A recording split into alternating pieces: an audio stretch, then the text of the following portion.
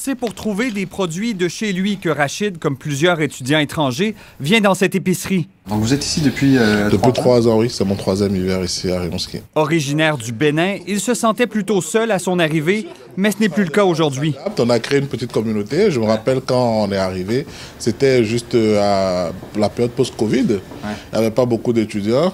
Lucas, aujourd'hui, Lucas est bondé d'étudiants d'origine ouest-africaine. Non, à l'époque, c'était pas ici, là. C'était l'autre côté de la route, en face. Ouais. C'était vraiment tout petit. Ouais.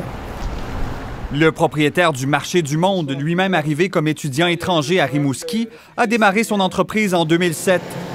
Son commerce a pris de l'expansion depuis. On y retrouve des produits d'une quarantaine de pays, à l'image de la population immigrante dont les rangs ont grossi, une clientèle qui lui semble de plus en plus inquiète. La majorité, là, tout ce que je rencontre, c'est juste de ça qu'on parle. C'est le sujet sur lequel tout le monde discute, ouais, de qu'est-ce qui va être leur avenir. Je peux vous dire que la plupart des décisions sont déboussolées.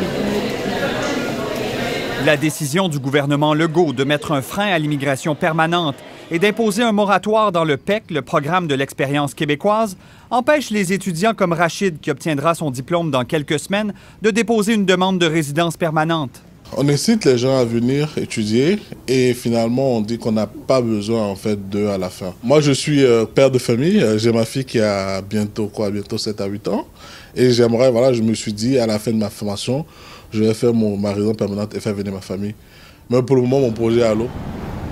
Pour réduire le nombre d'étudiants étrangers accueillis dans la province, Québec s'apprête également à faire adopter le projet de loi 74, qui permettrait au gouvernement de fixer un maximum d'admissions par établissement. Le projet de loi 74, en ce moment, on ne le voit pas d'un bon œil. On le voit comme une entrave à l'accès à l'éducation supérieure pour la communauté internationale.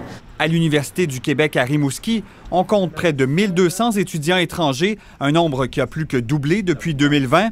Environ un étudiant sur 3 sur le campus ici provient de l'international.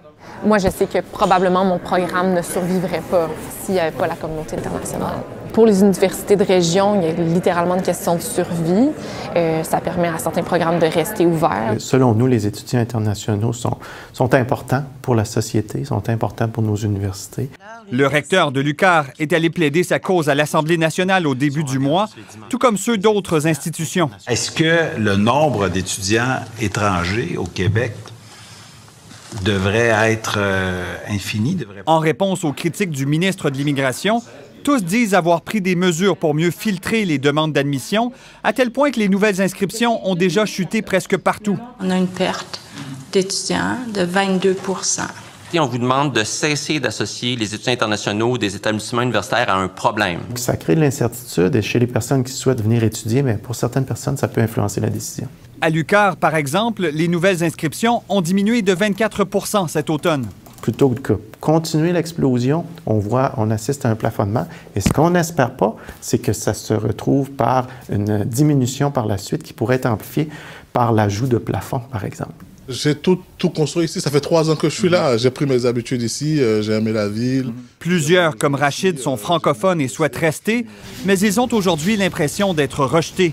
Une expérience qui pourrait bien en décourager d'autres de suivre leurs traces. Ici Sébastien Desrosiers, Radio-Canada, Rimouski.